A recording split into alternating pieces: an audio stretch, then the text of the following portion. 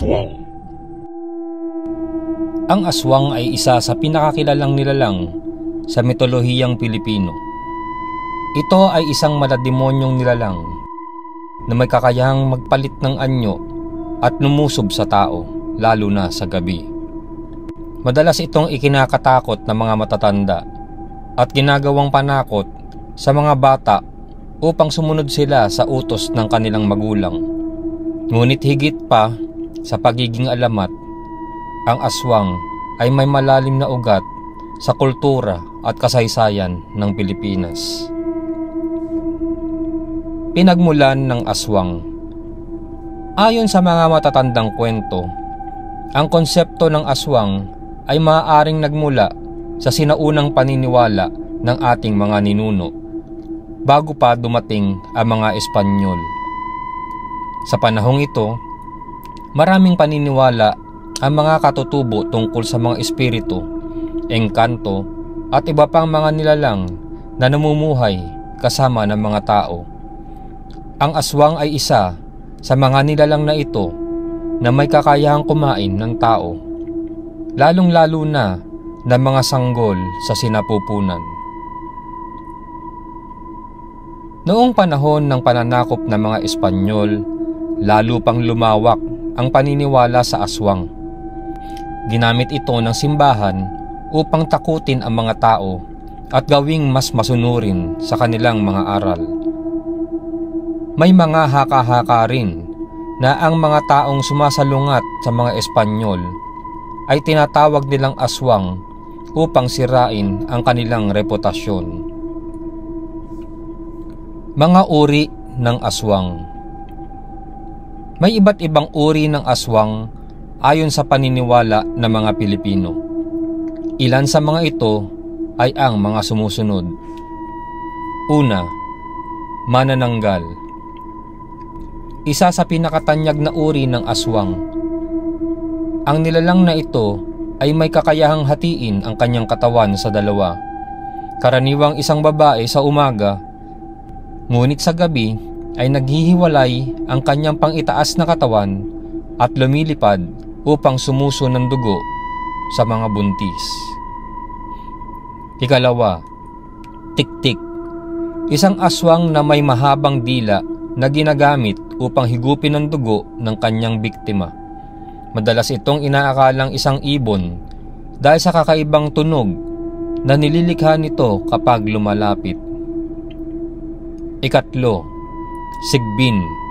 Isang nilalang na may anyong parang aso o kambing na may kakayahang maging hindi nakikita ng tao.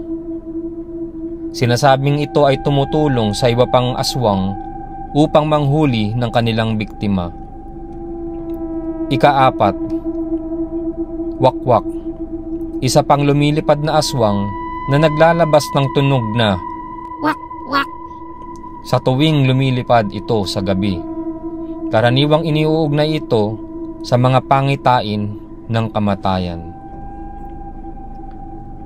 Paano malalaman kung sino ang aswang?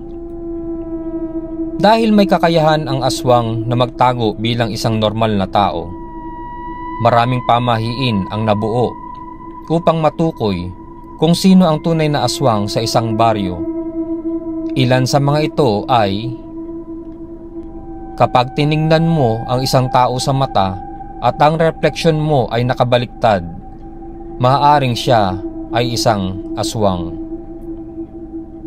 Ang mga aswang ay may takot sa bawang, asin at banal na krus.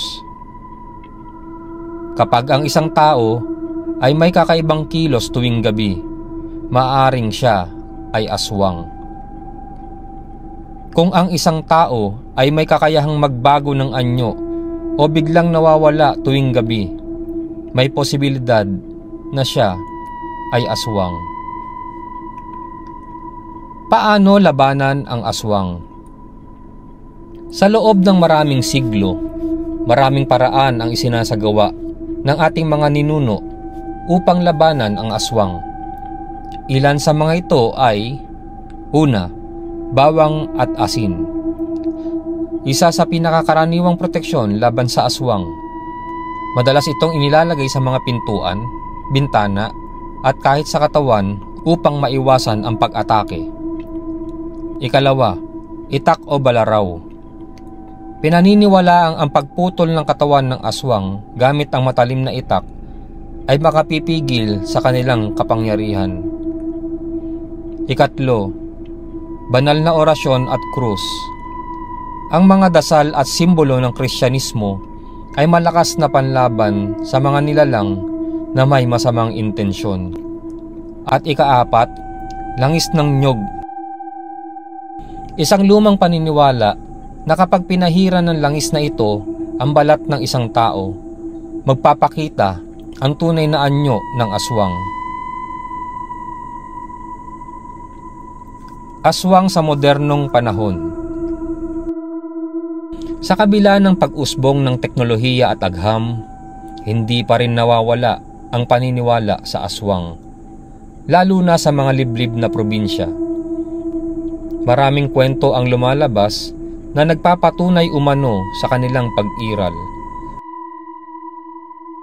Maraming pelikula at palabas sa telebisyon ang patuloy na bumubuhay sa alamat ng aswang, na nagiging bahagi na rin ng ating popular na kultura.